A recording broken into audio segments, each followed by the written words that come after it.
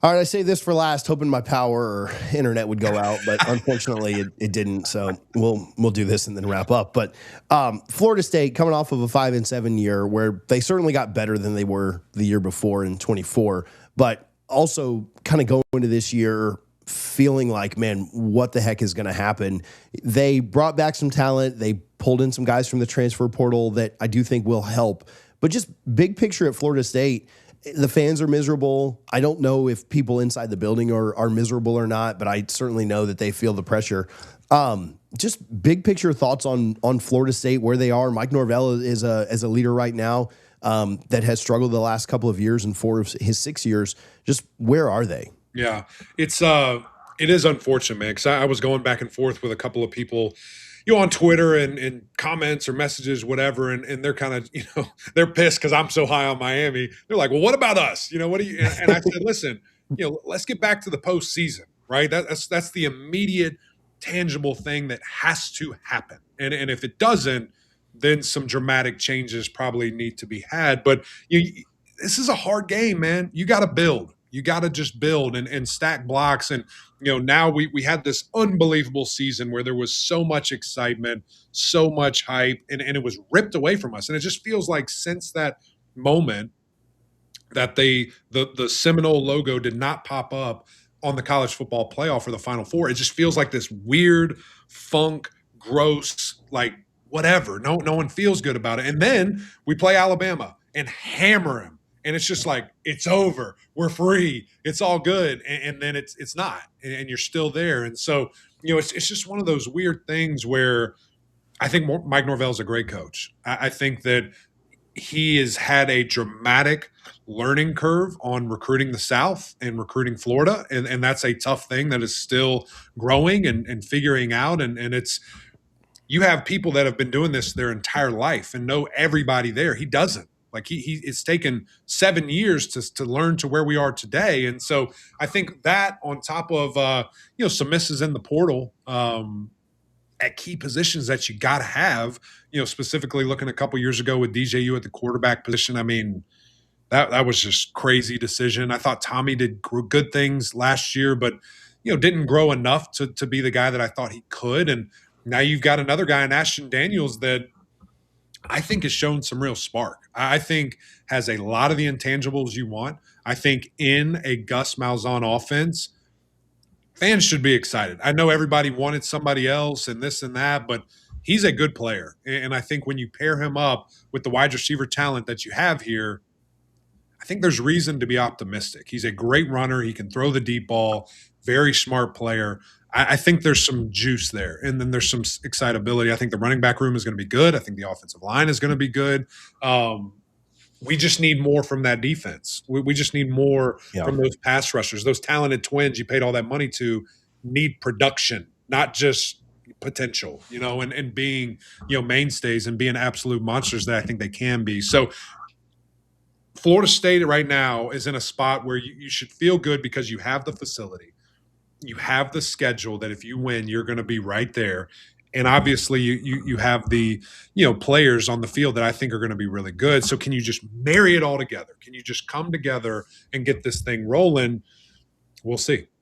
Yeah, their issue certainly wasn't last year a lack of talent. And this year, I don't think it will be either. Like if you did a full team composite, 24/7 comes out with their team composite. I would imagine there are only 4 teams on their schedule that are ahead: Clemson, Miami, Florida, and Bama, right? And you showed last year that you can compete with those teams in some of those teams, right? Like Miami's going to be tough for anybody. A Clemson game's always tough because of the rivalry. Same thing with Florida. They got you at the end of the year when they kind of just ran all over you. But I do think that, like getting back to kind of like we talked about with Clemson, like a respectability of like, listen, no shots at Stanford. I know you have to cover all of these teams, but like you can't go on the road as a 3-score favorite and lose to Stanford, right? Like that just cannot be something that you do. Clemson struggled mightily and I think had 3 wins when you went up there and you scored 10 points. NC State had just given up like half 100 to Miami the week before and you score 11 points, and that they were just so so high and low. And then you play a Bama team and beat them. You play a Wake Forest team that finished with 8 or 9 wins. Yeah, and 9 you wins. completely dominate them. And that game was largely not even competitive. And so they were just so up and down through the year. And I don't know if that's a mentality thing, like a locker room thing. Tommy admitted like they struggled on the road. But you talk about the roster. Yeah, I think from a roster perspective, I'm more confident in most of their position groups this year in January than I was last year. Because I know what I got from the wide receivers. Right. I like Croma and that Wisner pickup from Texas. Love the running back room. I think Daniels has a ceiling that's higher than Tommy's. Maybe has a floor that's lower, but you'll probably get somewhere in the middle of that. And so maybe a slight improvement there. I love Herb Hand and the offensive line. Yes. I think they picked up good pieces in the secondary and linebacker core that helps. Defensive line depth worries me. But overall, I think the roster's in a better spot right now than it was last year. I think the biggest question is, can they get over you're always going to have peaks and valleys in a season. Expecting somebody to pull off what Indiana just did, very tough. But can the peaks and valleys not be so monumentally high and low to where you're beating Bama one week and then losing to Stanford the next? That's what you got to avoid, I think. Hey, guys, I'll get right back to the interview with Eric Mac Clain of the ACC Network and former Clemson Tiger. If you appreciate this content or you just like the perspective that Eric's bringing you, this is part 1 of a 3-part series I'm doing with Eric. Would love if you hit the subscribe button so that you don't miss the other 2 parts. We appreciate both his time today and you guys for watching. Make sure you are subscribed to ACC Football Addiction so that you don't miss anything there. You may already be subscribed to College Football Addiction, but this is our ACC-only channel. So if you haven't subscribed here as well, do me a favor, click the button right now. Right back to the interview. Here we go. Yes, I completely agree. And that's just, mental and how much can you glean from the year before? Just like the team last year gleaned from the 2-win season. It's just gathering information, processing. And again, at the end of the day, you're at Florida State, man. You got that spear on the side of your helmet and the legends and the monsters that walked those halls and played on that field before you.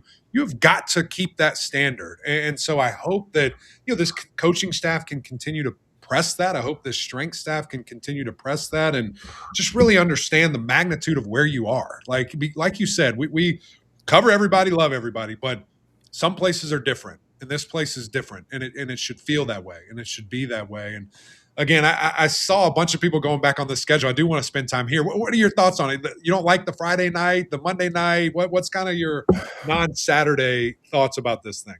So I enjoy, and I understand why the ACC does it, because if you can get a premier matchup on an off day, you're not, it's better for ratings. It's better for it. I think it's harder for fans. And so I go to a lot of games. So it's just harder to get the second day off or, it's harder. Now they only have the one game on Friday night at home and then the Monday night against SMU. Those are on holidays. So that's a little easier for the home side. Mm-hmm. It's harder, I think, for fans of other teams too, it's not the same. Like I was in Charlottesville for the Friday night game. The atmosphere, which Charlottesville is not like a crazy atmosphere anyway, before the game. In fact, they need to add about 17 more bars. That's my vote for what needs to happen in Charlottesville is increase the tailgate scene. But I just think it's a weird vibe. It's a different vibe.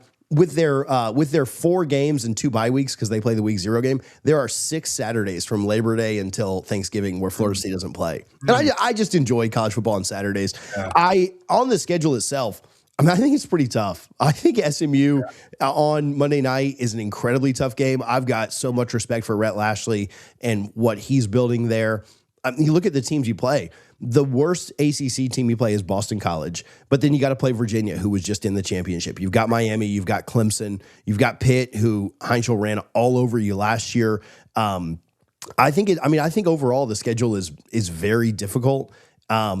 Is Virginia Tech on it? Do you have? No, I don't think you have Virginia Tech. No Virginia Tech. I'm missing somebody. A team. Miami, Clemson, Louisville. Louisville's tough. Yeah, you got to go to play there on a Friday night, which that's tough. Pitt's on a Friday night up north in November. And then you got Florida and Bama too, which I know that's not the ACC side. But yeah, I think the schedule sets up.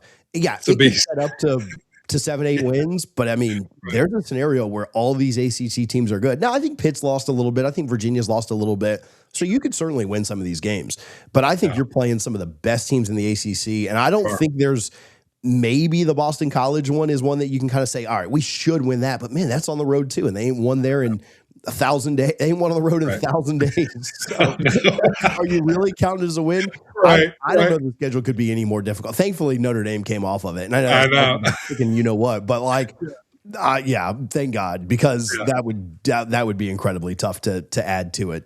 So it's a tough road for Mike and the guys. It is. And so I think that perspective is good though, right? Because, people just want results. It's not always in the W column. And I know that sucks to hear and nobody wants to hear that, but this is a very difficult, schedule here. And what I like though, is I like that we have week 0. You got a new quarterback. You're going to have him running a new system here. You have that. And then you've got a little bit more time and you play SMU on a Monday night. You hope that by that game, you're feeling pretty good, right? You've got some live bullets that have flown by. You got a little extra time and you got that racing. And then you have a bye week and go to Bama. Got to be ready. Now, the good thing is this ain't Alabama of 5 years ago. This ain't Alabama of 10 years ago for sure. And so don't think of what it's not, and be ready and let's go to work. And you have a mobile quarterback that just left the SEC and is not going to be afraid of those environments and hopefully not be, distracted, by all those different things. And to just touch on the non-Saturday games, and I get what you're saying, and it stinks to have 6 of those, 2 of them obviously buys, but I just think of this revenue distribution, the eyeballs that you're going to have, the money you're going to glean. It's the new world that we're in. Right. And we asked for it, right?